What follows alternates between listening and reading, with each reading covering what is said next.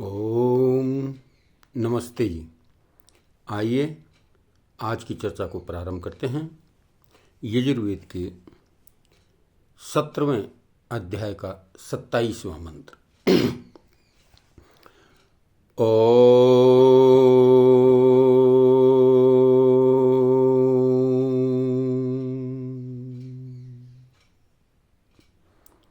यो नः पिता जनिता यो विधाता धामानि वेद भुवनानि विश्वा यो देवानां नामधा एक एव तं सम्प्रश्नं भुवनायत्यन्या।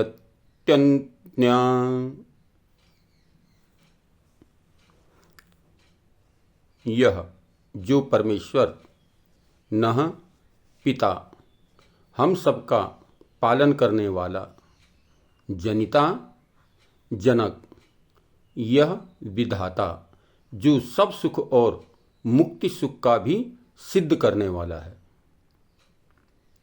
विश्वाभुवनानि सब लोकांतरों तथा धामानि स्थिति के स्थानों को वेद जानता है।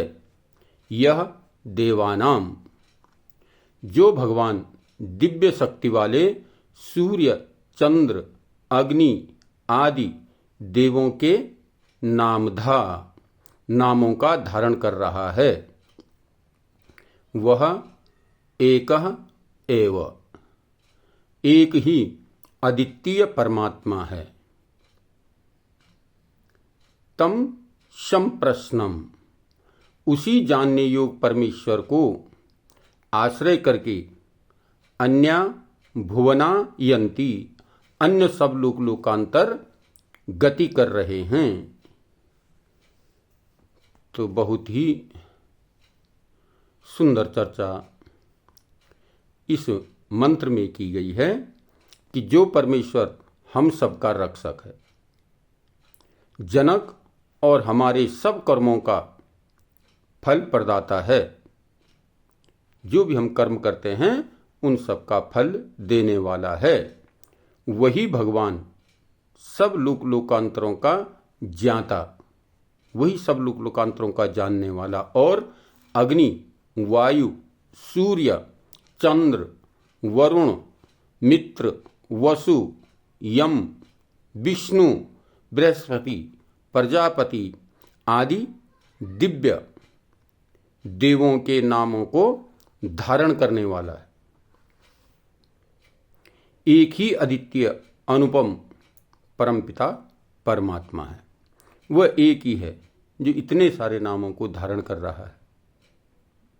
उसी परमात्मा के आश्रित होकर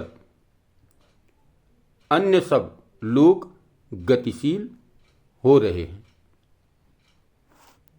दुर्लभ मानव देह को प्राप्त होकर इसी परमात्मा की जिज्ञासा करनी चाहिए।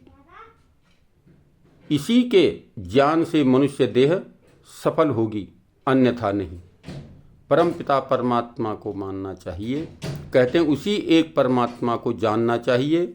वह अग्नि है, वायु सूर्य चंद्र वरुण मित्र वसु यम विष्णु बृहस्पति प्रजापति आदि इतने सारे नाम, यानी जितने भी परमपिता परमात्मा के नाम हैं सबके सब सार्थक हैं, सब जानने वाले हैं। इसलिए उस परमपिता परमात्मा को, जो परमेश्वर हम सबका रक्षक है, हम सबकी रक्षा करने वाला है, हम सबका पालन करने वाला है, जनक है, उत्पन्न करने वाला है, वह हमारे सब कर्मों का और जो भी हम कर्म करते हैं उन सब के फलों को देने वाला है, फल प्रदाता है।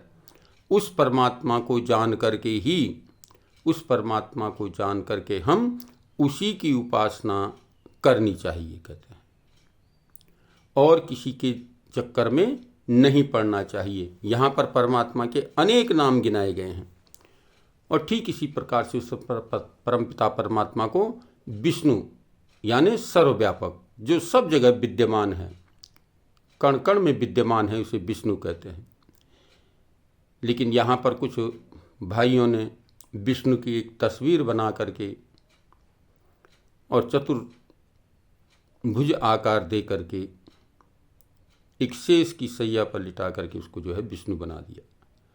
संभवतः हो इस प्रकार का कोई दिव्य पुरुष रहा हो, लेकिन परमात्मा को विष्णु इसलिए कहते हैं कि वो सर्वत्र व्यापक है।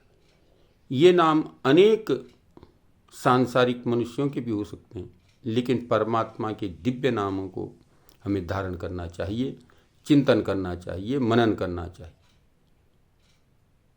शिव कल्याणकारी, वो परमपिता परमात्मा कल्याण का करने वाला है, तो इसलिए उसे शिव कहते हैं।